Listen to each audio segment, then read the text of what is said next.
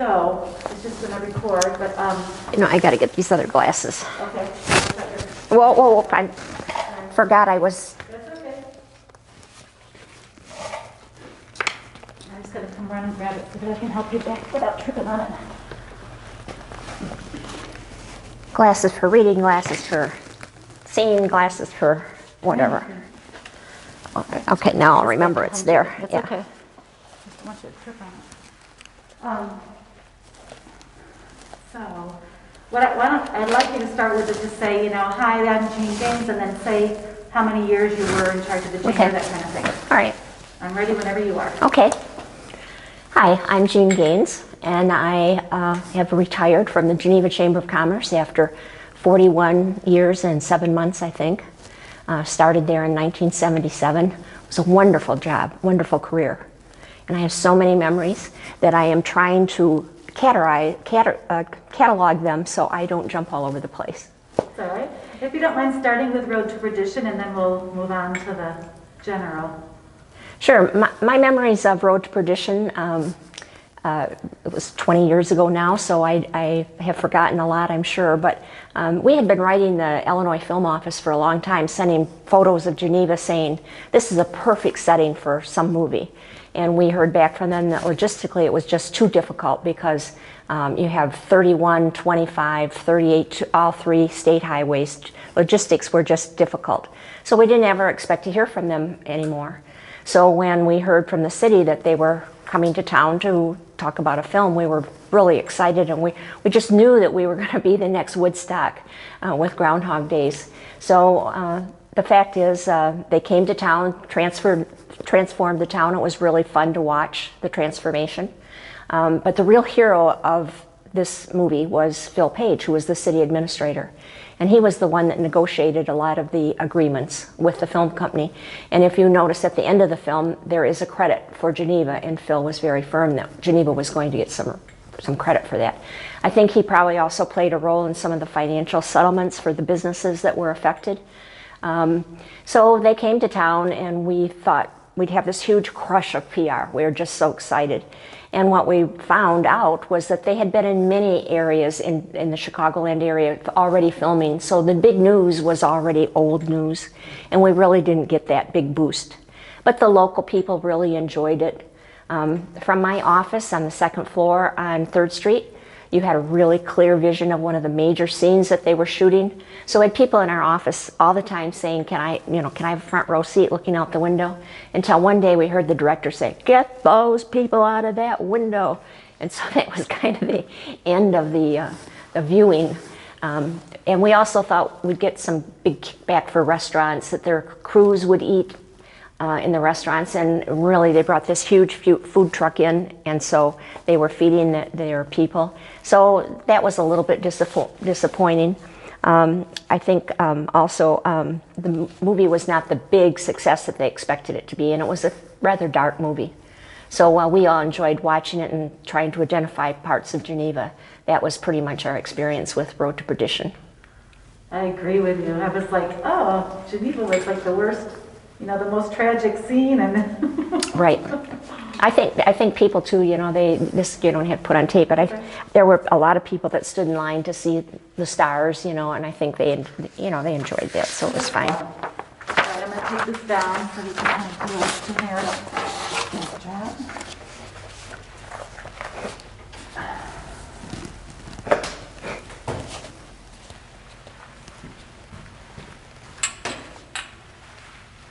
This is the bench from Erda's that Victor Sr. would make his suits on. So we're going to add a little display for Erda's now. We did not have a picture of Erda's. Vic Erday would not buy the memorial stone in our lobby because we didn't have a good picture of the old Erdays. Oh. And we checked with you, and you didn't have one either. I didn't either from the extra. I remember, I think Laura reached out to me. So that was really sad. It is sad. Okay, let me just reposition and... Okay, whenever you're ready, Gina, I'm just going to let you talk. You say what you want to say, and don't say what you don't want to say. And I thought it would be fun to talk about Geneva festivals because that was really Geneva's bread and butter. We created a lot of fun, but it had really serious economic benefits. the thousands of people over the years that came into town to shop and to dine. You couldn't buy that on your own. A single merchant couldn't get that kind of return on his investment. So we know that we made a huge difference economically in the community with the festivals. People either loved them or hated them, but I was at an event one night and there were a lot of people talking, and they started talking about their memories of some of the festivals they attended. So I know they enjoyed bringing their families, and a lot of it was free entertainment, so it was really, really fun for everyone. You know, they take an enormous amount of work. Besides the chamber staff, of course, there's the merchants and the city and all the public works and the police department, and everybody has to work together. And volunteers are key to everything that we do, of course.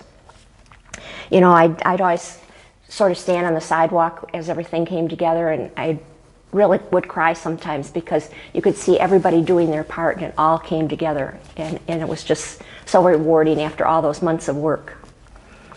Of course, the one thing we couldn't control was the weather. We were either heroes if it was wonderful, or it was a failure if the weather was bad.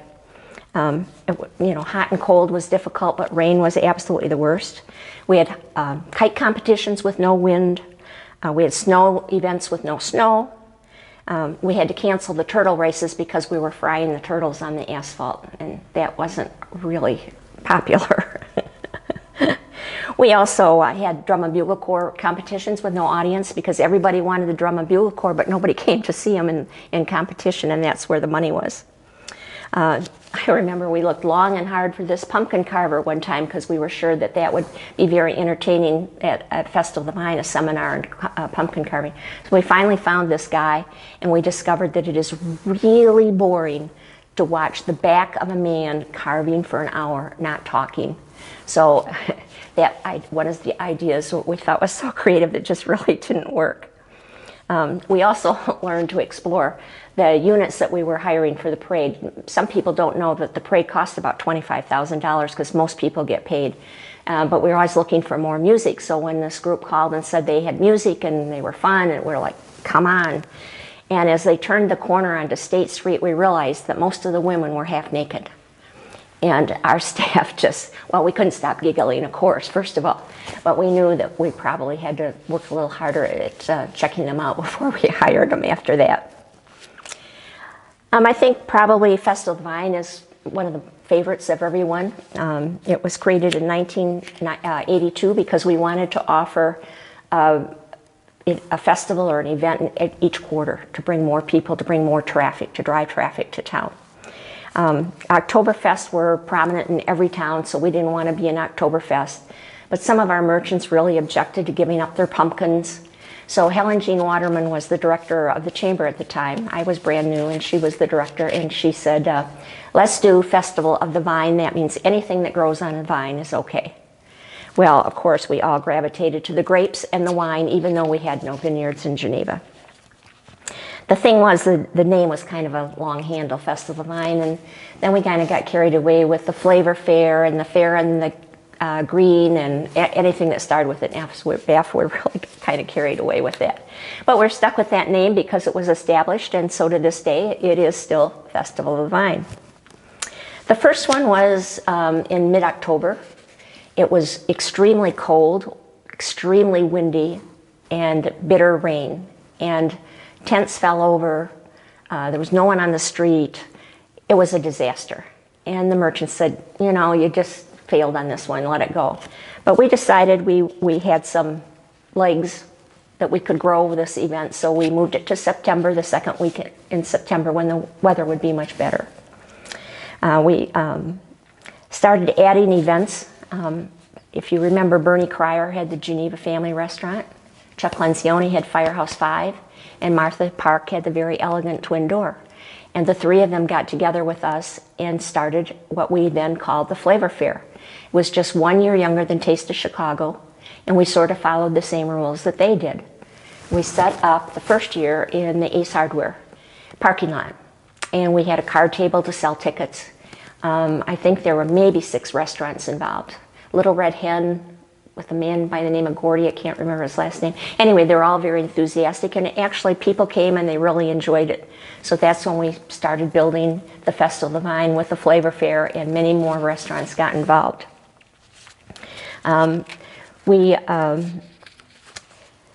added a lot of music, a lot of food, a lot of wine, and it grew. Eventually we moved to North 4th Street, which is where we stayed for many years. Added huge big stage, wine seminars. There was a waiter-waitress competition. There were just lots of things that we could add to Festival of the Vine, and everybody loved it. It was usually good weather, and it was very popular. You know, we had really set full-blown restaurants up in the middle of the street. It was very challenging, very labor-intensive. Usually it took us about 20 hours to set it up. It took us about 2 hours. That was our record to tear it down. Everybody worked hard to get out of there to break our record. And if you came at 5 o'clock and had something to eat, and you came back at 7 o'clock, the street was bare. You wouldn't even know anything was there. So it was quite an event. We had to add events that were income producing because, of course, we have to pay for these festivals somehow. We don't use membership money from the chamber. We don't have tax money, so you know what it's like to raise money to run events. One of the most popular things that we had was a biathlon. This was long before there was a 5K every weekend or 10 5Ks every weekend. And it was a run and then a 25-mile bike ride west of town. Well, it meant that we had to close a lot of driveways, a lot of streets, and people really don't like that. We had this one lady who got out of her car and using every expletive I ever knew, saying she had to get to church. So we sort of decided that we were irritating more people than we were winning friends. So that was the end of the Festival of the Vine, and we had to create some new income-producing events. But we love Festival of the Vine. She had to go to church. Yeah, she had to go to church. You know, one of the heroes in all of these stories, of course, is the police department, because we are asking them to take care of thousands more cars than they would ever have in a weekend. And I was always asking for permission to do this and this and this and this. And most often, you know, they would say, we'll make it work, we'll make it work. Because, of course, they understood, too, the economic benefits of bringing sales into Geneva. But it's always nice when everybody's having a good time and they cooperate. I guess the next most popular one maybe would be Christmas.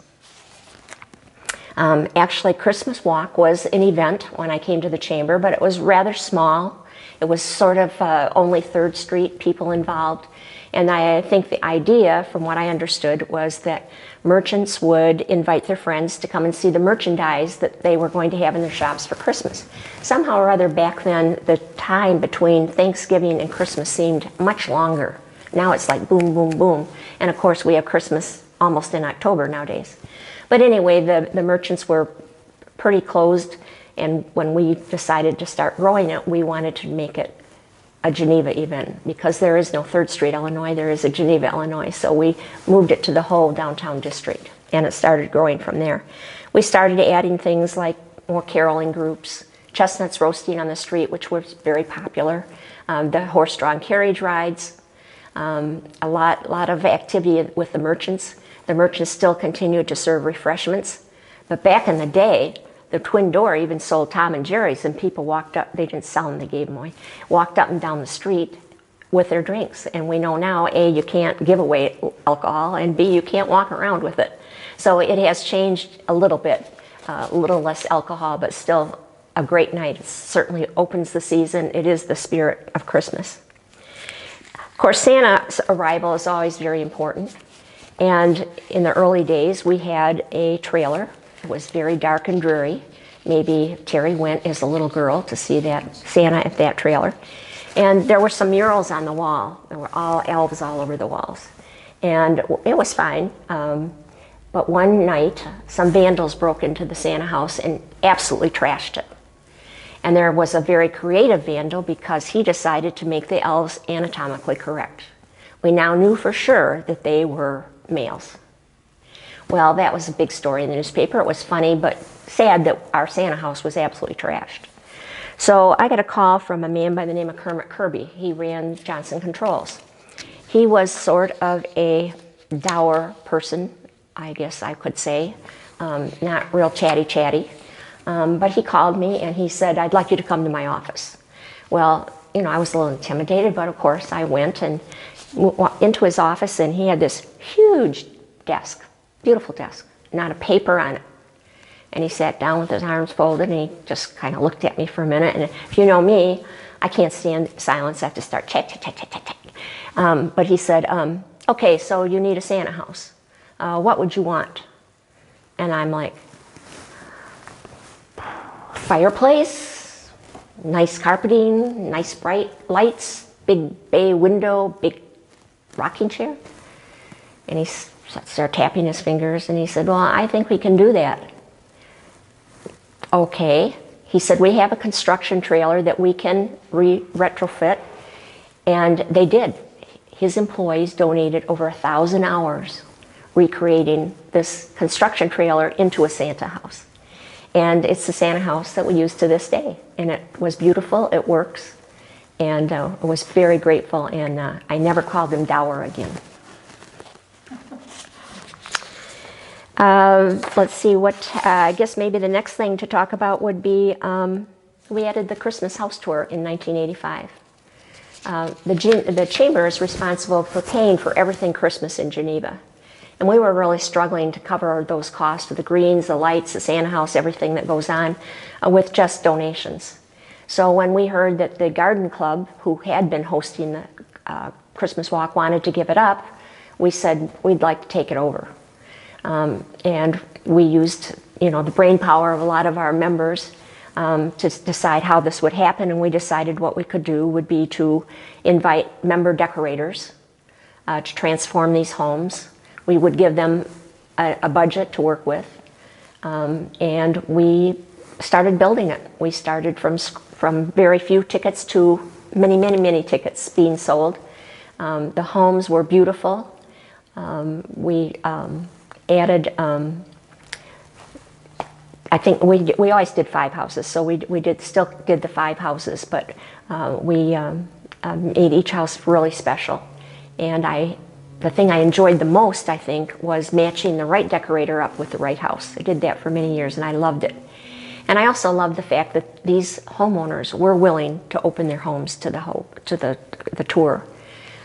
It was a real imposition. They sort of had to leave their house for the days of decorating. Some decorators did it very quickly. Some spent the whole week there.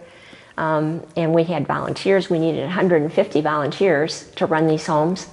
And I always told the homeowner, this is your gift to the community, because without this tour, we couldn't continue to do Christmas the way we do it. So we're so appreciative.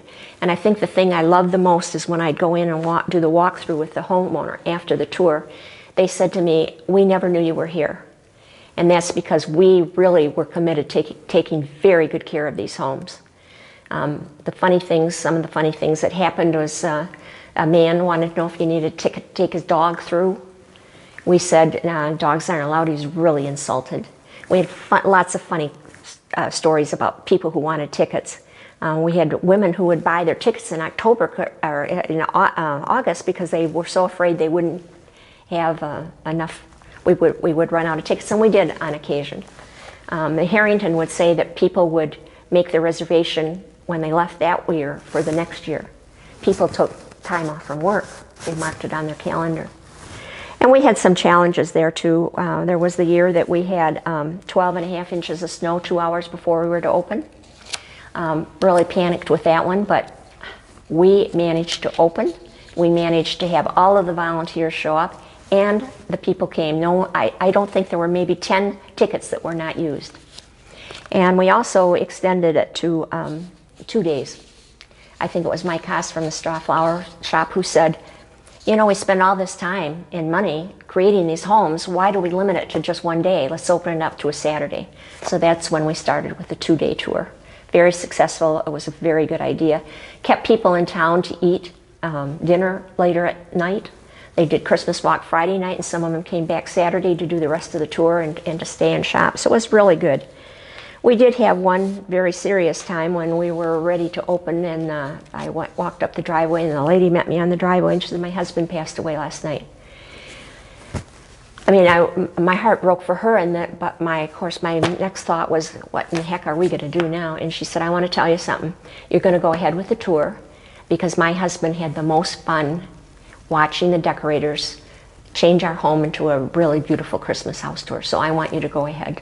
So it was extremely generous of her, but a Christmas walk, yeah, I'll never forget.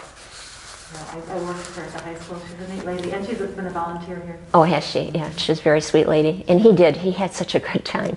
Linda McFadden was the decorator, and he was right in there with her, doing anything that needed to be done, and he just wanted to cooperate as much as possible.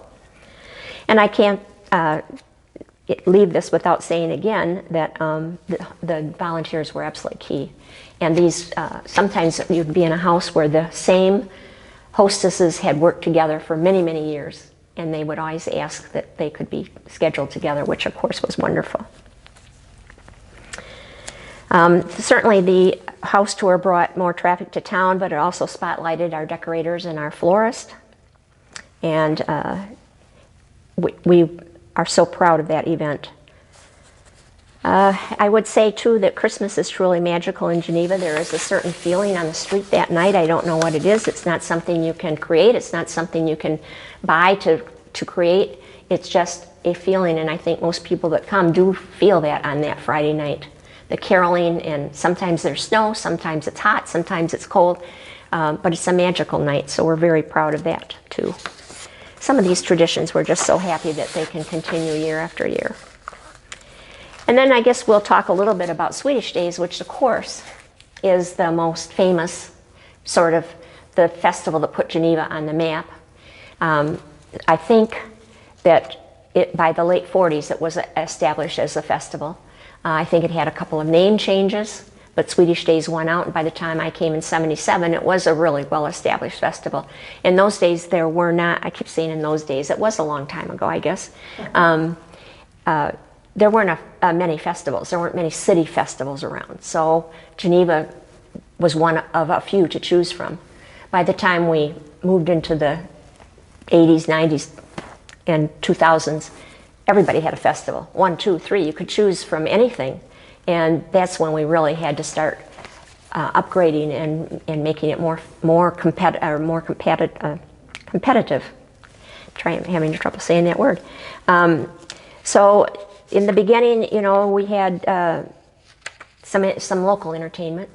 There was the rose mauling competition. Most people didn't even know what rose mauling was. There was the Old Settlers Coffee at Karen's. I think it was called Karen's Tea Room. That went on for many years. Merchants wore costumes. They wore itchy wool costumes at one time. They never wanted to bring those back. And the big thing was the savings. It was sale time. So Tuesday night when we kicked off with Moonlight Madness, people were lined up around the block to get those sale items.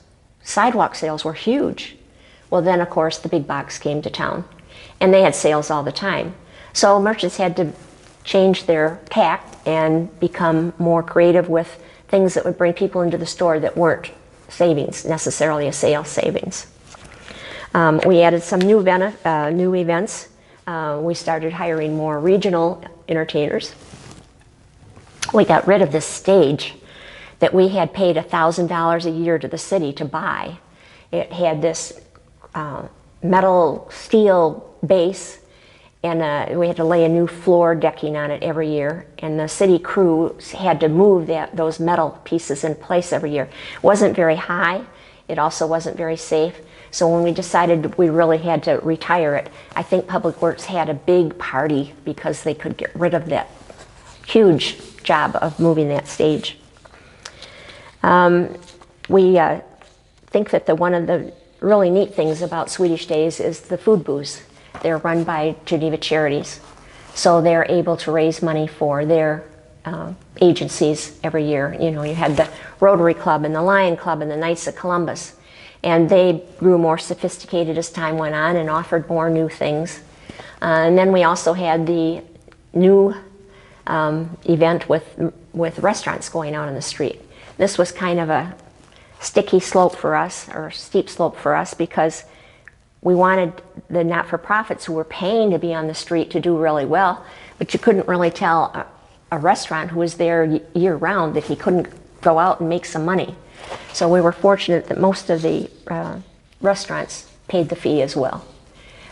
So it gave the crowds, the visitors, a big variety of food. And I think the not-for-profits still did really well, because you'd walk down the street and you'd see your neighbor selling the food, and of course you were going to stop and have something with them. It was great to have those hostesses on the street too, those ambassadors greeting visitors as hometown people. You know, it took so many months to plan this event every year. I think people would say, you know, oh, there's Swedish Days again, you know, it happens every year. But people don't realize it's starting from scratch again every year. So creating the event, doing all the detail ordering, finding the money to run the events, things had to be income producing so that we could pay for the things that were free, like the entertainment on 3rd Street was free to everybody. And I have to tell you, the parade was my absolute favorite. I cry at parades, especially when there's a marching band and the flag. It really is emotional for me. So the parade was my very favorite, and I have to say that in my 41 years, it never rained on that parade. I guess the next topic would be growing the chamber. The chamber plays an essential role in this community. We worked very hard to build it. When I started at the chamber in '77, we had 60 members. There was the director, Helen Jean Waterman, and myself. I was hired as a secretary who did not type. And Helen Jean said, I didn't hire you because you could or could not type. I understand that Sal Simon from the Merrill Lee shops and Vic Erdays from Erdays would walk around and ask for extra money from shops to keep the chamber open. So Helen Jean determined that we were going to start growing this chamber, and we did. I think in those days we only had, we kept the list of members. I think we had a flyer, a little catalog flyer that went out for sale days and for festivals. It was printed by the Bonnie Buyer. Some people will remember the Bonnie Buyer. That was one of the, other than the Geneva Republican, that was one of the few publications in Geneva. And the thing I love most is that people would drop into the chamber office when they were on the way to the bank. We were right at the corner of State and 3rd, and people would go to the First National Bank around the corner. So Bert Wood, who was the mayor of Geneva, would stop in and just chat. Jerry Ogden from the Village Decorator, they were both regulars. And I learned so much about Geneva during that time. We also had this huge closet, in our closet we had this huge machine from the Duquesne Company, and it took up the whole closet, and it played music throughout the town. There were speakers on the light poles, and they were connected so that we had music throughout town. But we only did it 2 times a year. One was Swedish Days, where we played the same 4 records over and over and over. I mean, by the end of the day, you wanted to scream. And at Christmas, I think we maybe had 5 songs that we played over and over again. So, so we were the music for the community. And a lot of people hated when that changed, but when they redid some of the light poles, we had the choice between lighting or music, and we chose to go with the lighting. And I'm sure a lot of merchants were very happy about that too, so we didn't have to listen to that music. We also had a mimeograph machine. Helen Jean would handwrite the newsletters, and we would run them off on this mimeograph machine. And I don't know if you remember, but it had some ink that you could correct, a correcting fluid. The only problem was it made you really high. And for some things that I typed, I used a lot of correcting fluid. So I'm not so sure that some of the times I wasn't a little high. I love it. But anyway, Ray Ellsworth of the Milroy Inn said, enough. She was on our board. She said, that machine is antediluvian. And I have never forgotten that word. So we are going to buy a copier for that office. So that was when we started moving into the new century and started growing a little bit. Remember, we didn't have the benefit of computers, so, you know, everything had to be kept by hand. And it was quite an interesting time. But you know, we did grow to over 500 members, and we offered especially a lot of advertising opportunities to businesses. And some people say, you know, you concentrate so much on the downtown. But you know, really the downtown is the heart of a community. And if we can bring money into the downtown, that money flows through the community eventually. So safeguarding those businesses was good for everyone. I have to say we were the first chamber to put banners on the street to advertise festivals. We were the first chamber to create a women in business group. We were the first to offer gift certificates. And I think all chambers do nowadays, but this was actually an idea that Paul Dakota had. He was an alderman, and it wasn't quite the finished product that we ended up with, but he wanted to pay even city staff in coupons. It would become more like a barter system, and you know, his theory was right. He wanted to keep the sales tax dollars in Geneva, but no one wanted to be paid in coupons. So it took a lot of brainstorming and a lot of people to work on it, but we finally came up with the Geneva gift certificate, sold at the chamber office, and we administered the program so that if a merchant took in $20, he came to the chamber office, he got $20. It was just same as cash. And we managed the visa fees and the administration fees, but we knew it was good for Geneva, and over the years I can't tell you how many thousands of dollars have stayed in Geneva because of the gift certificates, and they're extremely popular. One size fits all. It's such easy shopping. So his idea eventually morphed into an extremely productive project.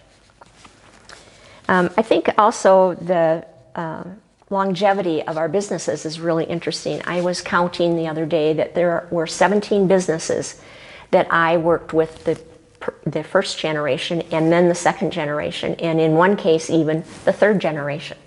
So I think that speaks to the quality of the businesses and the traffic that we help push through town, the cooperation of everybody that works together, and of course a wonderful setting, historic setting. State Street, busy street, it just works together. It's a wonderful T-shaped district, and there's, you know, you never have to go anywhere else to shop. So we love the fact that we were able to add a lot of success to a lot of businesses. One of the things that we did also is that when there was a problem, we would rise to the challenge. And there were two construction projects that were major projects. One was the removal and replacement of the State Street Bridge. And the city came to us and said, you know, how can you help? And we said, you give us the money, we'll provide the events. So they gave us a check for $30,000. We provided events every week through the whole construction and came in $1,000 under budget. We brought in the bronze sculptures of J. Stewart Johnson. I know we noticed years later they had some of those sculptures downtown Chicago, but we were first. And that created a downtown art gallery. We had the merchants serve bridge mix in their stores. We encouraged them to deliver products to the residents so they didn't even have to come downtown. But through that whole time, we created an event every week. As I said, we never lost a business. And I think without those wonderful events, that might not have been the case. The second time was when they were going to redo 3rd Street. They were going to take it right down to the bare bones, and this was going to be a major construction project, a major challenge for these businesses who had to stay open during this construction. And so we created and when I say we, remember I'm talking about a lot of people brainstorming, creating these events with us. We created something called Pedal Geneva. We encouraged residents to pedal downtown rather than drive their car. And we brought bikes in and asked merchants to decorate them. And there were the most creative bikes. Cocoon had a bike with a cocoon on it. It was beautiful. Biking Office Supply created a bike covered in pencils. There were just so many beautiful and creative bikes. And the people would follow the tour and visit the bikes.